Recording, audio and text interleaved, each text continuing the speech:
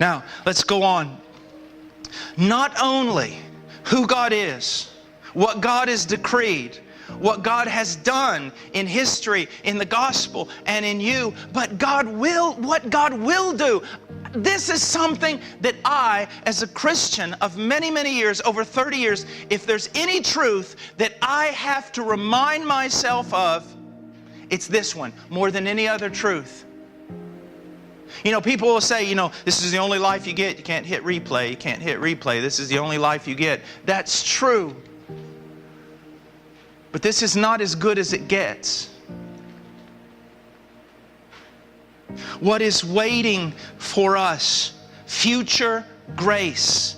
1 Corinthians 2:9, things which eye has not seen and ear has not heard, and which have not entered into the heart of man, all that God has prepared for those who love Him. And don't you dare, because I will come down there and I will whip you. Don't you say, there's the key for those who love Him, and I don't love Him perfectly. Will you just stop it? Stop it. Stop doing that. He doesn't love you because your love's perfect. The tautology that we have in Deuteronomy chapter 7, where basically it's set before Israel. Israel, why do I love you? Okay, I'll give you the answer. Israel, I love you because I love you. And what he's saying, it came from me. It was my decision. I elected it. I decided it. I set my love on you. There it is. My love did not begin with you. It doesn't stand with you. It won't end with you. It began with me, stands with me, ends with me. I love you. But I don't deserve it. Would you shut up?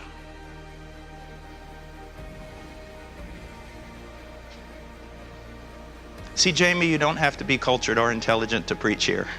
I'm evidence. Quit it.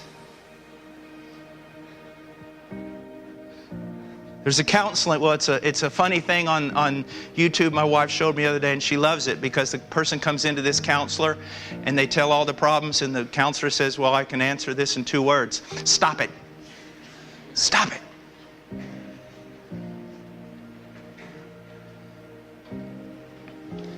Ephesians 2:6-7. And raised us up with Him and seated us with Him in heavenly places in Christ Jesus, so that in the ages to come, what? So that in the ages to come, you can have a little cabin on a hillside somewhere. No. So that on the ages to come, He might show the surpassing riches of His grace in kindness towards us in Christ Jesus. God has saved you in order to demonstrate to all creation, including principalities, powers, mights, and dominions, how good He is. That's why He saved you. And that's why He chose you. Not many noble, not many wise, not the big ones, not the smart ones. Why did Paul say? Why did He choose the base ones, the weak ones, the ones that are not? Why? So that He could show how good He is.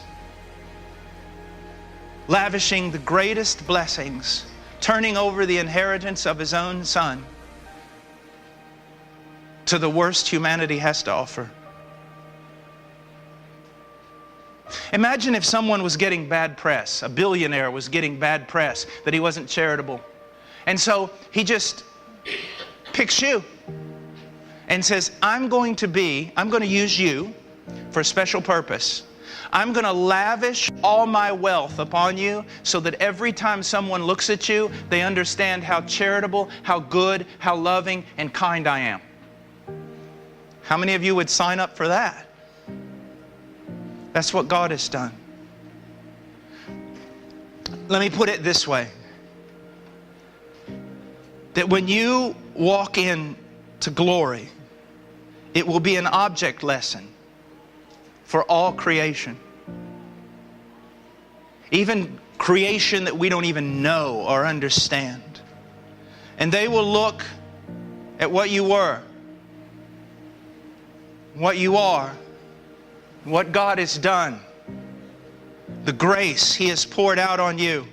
And they will worship God in a way they could have never worshiped Him before if He had not done this good thing for you. But then it doesn't stop there. If we could say that there is chronology or day after day in heaven, if we could say such a thing so that our mind could comprehend it, every day God would increase the grace, lavish more and more upon you each day, so that each day all of creation will look at you and have a greater vision of how God is and worship Him to a greater degree. Folks, that's a great future. This is absolutely wonderful. It's wonderful. Sometimes when I'm working on a book on the gospel and I'll come in the office and they'll say, "What did you study yesterday?" He's wonderful. He's wonderful. It doesn't matter what language I know. There's no word. I can't. It makes me so mad. What's waiting you is so wonderful. The one waiting you, His name is wonderful. But please, saints, please, I'm begging you, look, don't live this life. Don't continue on. If I could give you anything, if I could pray one thing for you, I mean, above everything else, if you're truly a child of God, if I could give you one gift, it would be that you would comprehend something of His love for you. It'd be that. Really. I'm tired of seeing you tired. I'm tired of seeing me tired. If you could, if you just grasp that one thing, He loves me immutably. End with an illustration. I promise I'll end. When I was in Peru, my first years as a single missionary, and practically from the moment I was converted. This is going to sound all psychobabble. I don't care. It's true. But when I was in school, I was never like in the inner circle. Not the best athlete, not the best this, not the best that. And I determined that when I became a Christian, yeah, it was fleshly. You can do your diagnosis, but please do it at home. Right now, just listen. I determined that would not happen to me in my Christian life. I determined that there wouldn't be this idea of there's Spurgeon and Martin Lloyd-Jones and all their inner circle, the guys that God really loves, and I'm outside somewhere. I determined that would not happen. And I worked 18 hours a day for years. And if I had a chance to go get martyred, I tried to do it. Until the point where I weigh like 225 right now. I weighed about 169 pounds. And I killed myself. I killed myself. And one day, on the 3rd floor of this old building where we took care of street kids, and we had our church during the war in Peru. It was all bombed out and everything else, and I slept in a little room on the 3rd floor. I was going up the last little flight of stairs, and I collapsed. And I said this, I cried out, I screamed it. I don't want to go to hell because I'm afraid of hell. I don't want to go to heaven because I'm ashamed. Just put me somewhere. Just put me somewhere. It was at that moment that it was just a work of the Lord. Scripture started coming to mind, different things. I realized, how fleshly everything had been, how wrong I was. But here's the thing. I recognized God loved me. That I didn't have to move to the left or the right. That was the thing I thought that day. I was sitting on the steps and I was looking at myself and I realized I don't have to move a 1/4 of an inch to the left or a 1/4 inch to the right. I don't have to be a great missionary. I don't have to die as a martyr. I don't have to be a great preacher. I don't have to do anything because it is all it's God. It's in God. He did it all. He made the decision. He carries it through. He brings it to its end. I am loved. What a wonderful release. That it's just Him. It's Him. For every once, I'll take a Puritan statement and modernize it. For every one glance you take of yourself in the mirror, take 10 long looks at God and His love. You're loved. This is a terrible thing about being a preacher. I'm trying to tell you something. I'm trying to get something through your thick head. And it is this: God really, really, really does love you, immutably so, perfectly so. And it is all founded upon Him, His person, His decrees, His work through Christ on your behalf. All of it, it's done.